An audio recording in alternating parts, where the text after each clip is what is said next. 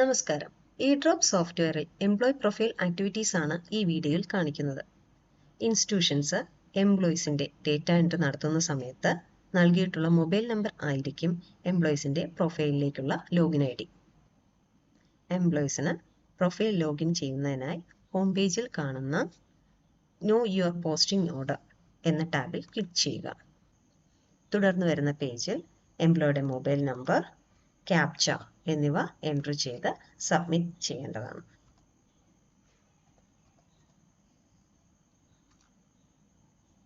എംപ്ലോയിയുടെ mobile നമ്പറിലേക്ക് ഒരു OTP വരും. Verify mobile.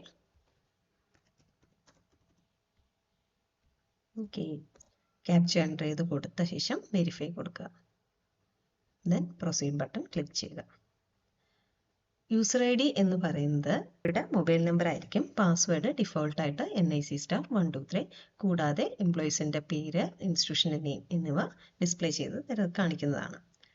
നെക്സ്റ്റ് ലോഗിൻ ചെയ്യാനായിട്ട് ലോഗിൻ ക്ലിക്ക് ചെയ്യുക. യൂസർ നെയിം മൊബൈൽ നമ്പർ ആണ്. Password NIC*123.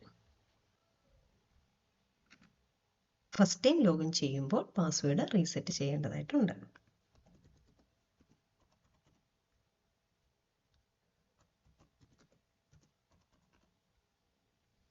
ചേഞ്ച് പാസ്വേഡ് എന്ന ഓപ്ഷൻ ക്ലിക്ക് ചെയ്യുക. പാസ്വേഡ് ചേഞ്ച് ആയിട്ടുണ്ട്. ഇതാണ് എംപ്ലോയിയുടെ പ്രൊഫൈൽ പേജ്.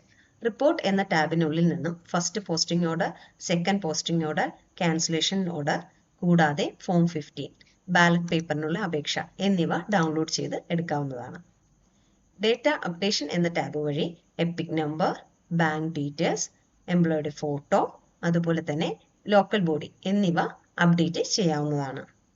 എലക്ഷൻ എന്ന ഈ ടാബ് വഴി election training certificate, election duty certificate എന്നിവ എംപ്ലോയിക്ക് ഡൗൺലോഡ് ചെയ്തെടുക്കാവുന്നതാണ്.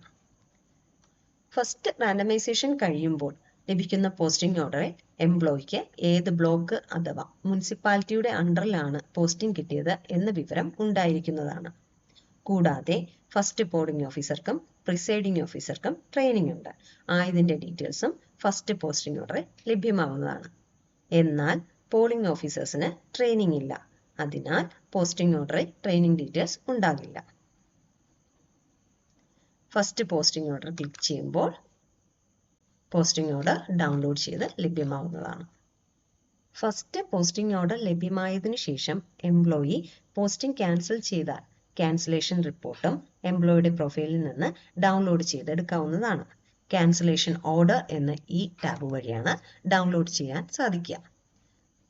നിലവിൽ പോസ്റ്റിംഗ് ക്യാൻസൽ ചെയ്തിട്ടില്ല, അതിനാലാണ് നോ ഡേറ്റ അവൈലബിൾ കാണിക്കുന്നത്. സെക്കൻഡ് റാൻഡമൈസേഷൻ കഴിഞ്ഞാൽ എംപ്ലോയിക്ക് ലഭ്യമാകുന്ന final posting order second posting order എന്ന ടാബ് വഴി ഡൗൺലോഡ് ചെയ്തെടുക്കാൻ സാധിക്കുന്നതാണ്. സെക്കൻഡ് റാൻഡമൈസേഷൻ റിപ്പോർട്ട് അല്ലെങ്കിൽ ഫൈനൽ പോസ്റ്റിംഗ് ഓർഡറിൽ എംപ്ലോയി ഉൾപ്പെടുന്ന പാർട്ടി നമ്പർ, ഡ്യൂട്ടി ചെയ്യേണ്ട polling booth, counting and distribution centre details എന്നിവ ലഭ്യമാവുന്നതാണ്. എലക്ഷൻ എന്ന ടാബിൽ നിന്നും എലക്ഷന്റെ training certificate, election duty certificate